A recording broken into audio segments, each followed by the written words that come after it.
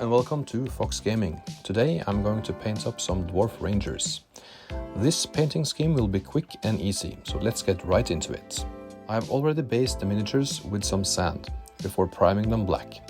The bases on these models are really simple, so feel free to change it up if you want something more interesting. Here I'm just going over the minis one more time with black, so that I know everything is covered. Next I dry brush the entire model with Dawnstone. I hit the base with the same color also.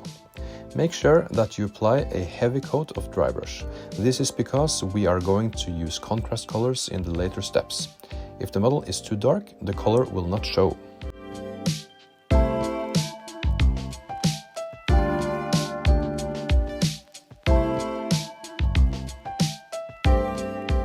White scar is then used to dry brush the entire model again, but this time it will not be as heavy.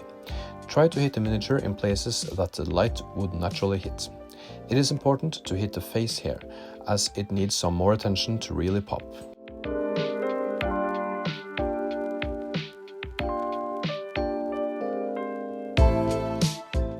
Now onto the contrast phase, starting with Agro's Dunes.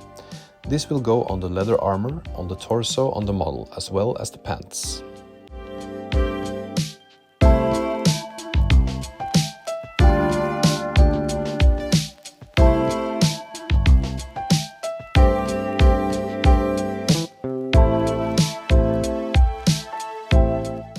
Warp lightning was then used on the arms and tunic.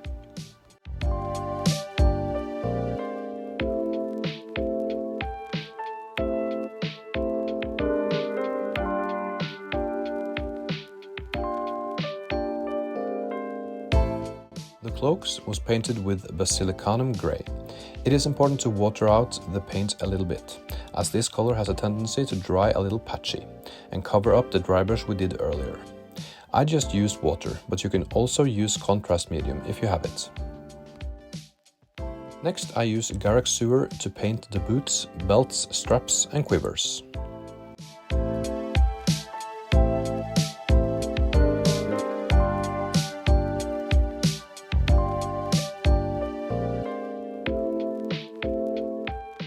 For the skin, I use Gilliman's Flesh. This will only go on the face and hands.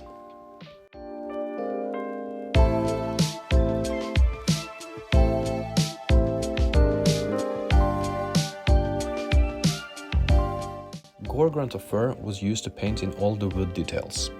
This will be the shaft of the throwing axes, the bow and the shaft of the arrows. If the model has any pouches, I just hit them with some snakebite leather.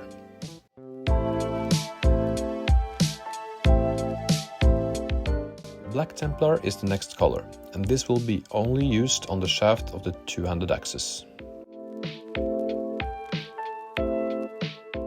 The fletchers on the arrows was hit with Nastrag Yellow.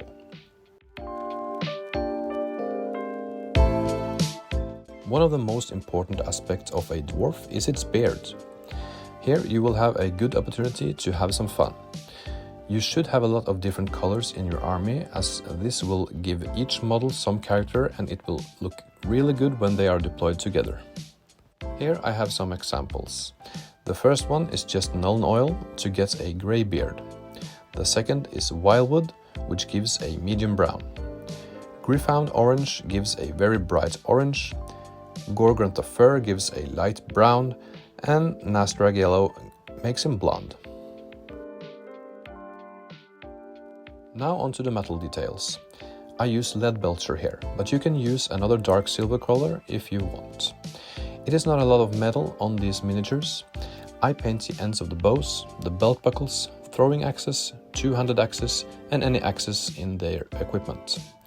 There are also some models that have some knobs on their leather armor. Dwarf Rangers come in at 8 points per model. They have access to Dwarf Longbow, two-handed axe and throwing axes. The difference between them and the regular warriors stat-wise is that they have one better shoot value but one less defense. In addition to this, they have the Mountain Dweller Special Rule, which means that they may reroll jump, climb and leap tests. They also treat rocky difficult terrain as open area.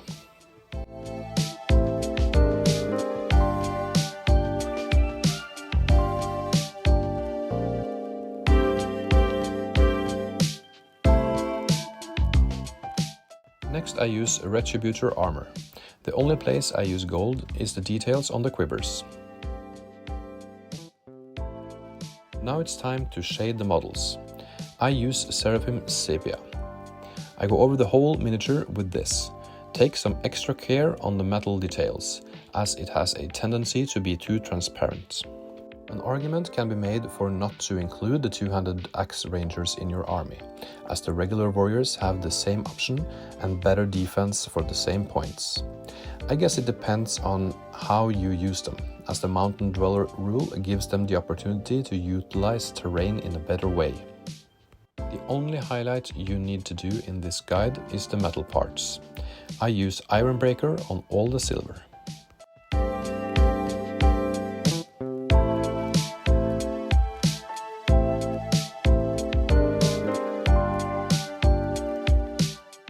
For the gold highlight, I just mix Genas Gold and Ironbreaker.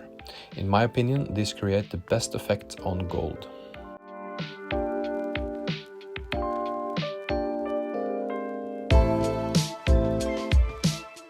If you want, you can end it here, but if you want some more personality on your miniatures, I recommend to try and paint in the eyes on the models.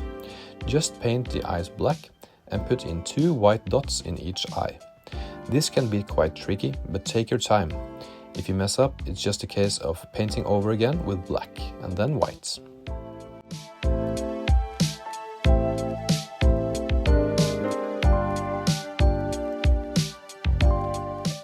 On this army, I decided to paint the rim of the base Mournfang brown. This is because there is nothing happening on the base other than stones and rocks, and this gives the base a little extra in this case.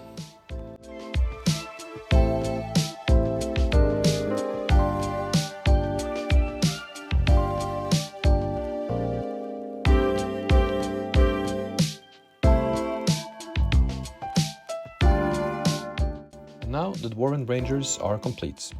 When using a pre-highlight like this, the painting process is really fast. Bear in mind that they are just battle ready, but they are looking like you have spent a lot more time on them than you have. Thank you for watching, consider subscribing if you want more content like this, and like the video if you liked it. I really appreciate it. Until next time.